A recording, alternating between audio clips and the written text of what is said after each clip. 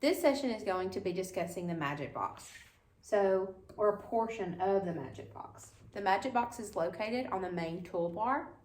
Whenever we select the Magic Box, we've already discussed a couple of the options that are inside the Magic Box.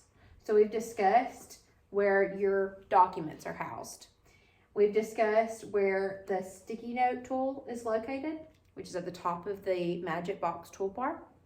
Today, we're going to be discussing the math tools and others. So if I select the math tools, you can see that I have a plethora of the tools that are located here. So if I wanted to teach a lesson about volume with my 8th grade science students, I could find the volume of this book using my ViewSonic.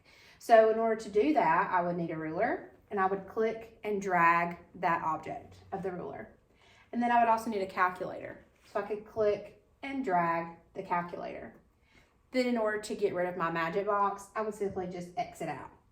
Now I don't need all of these arrows all over my board, so I'm going to take the palm of my hand and erase all of those writings that I no longer need.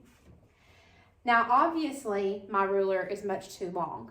So in order to manipulate that, I could click the end where your double arrow comes up and you slide it to where you need it to be. Then I also need to rotate it because my book is obviously not just flat on. So I would click my rotation tool, which is going to be here. Would click and rotate it to the angle that I would need. Now in order to move my ruler, I would tap on the up and down arrow, and it moves your ruler or your object around. So I would rotate it again to make it flush with the book, and then we would measure the length of that book. Then we could use our stylus or our finger just to write on the board. So the length of this book side is going to be 18 centimeters. And I could have my students write that on the board. Then we would need to measure the other side of the book. So I would take my ruler and I would drag it to the corner. Then I would need to rotate it to find the length of that side. And I could even make it to where it's exactly flush.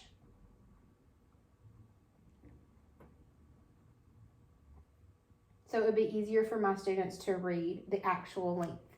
So we can see that that's 20 centimeters.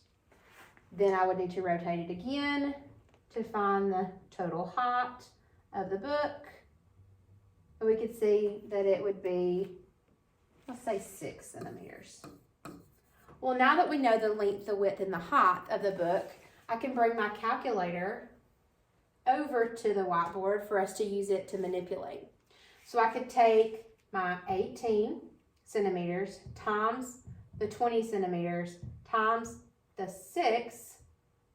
So 18 times 20 times 6 equals 2,160 centimeters cubed. So I could have my students do all of those things. So those are only 2 of the tools in the Magic Toolbox Math and Tools. Another one that we could use would be the blinds. It's located down here on the bottom. This, if you will click and drag, covers your screen. If you wanted to only cover a portion of your screen, you could click the bottom and drag it up.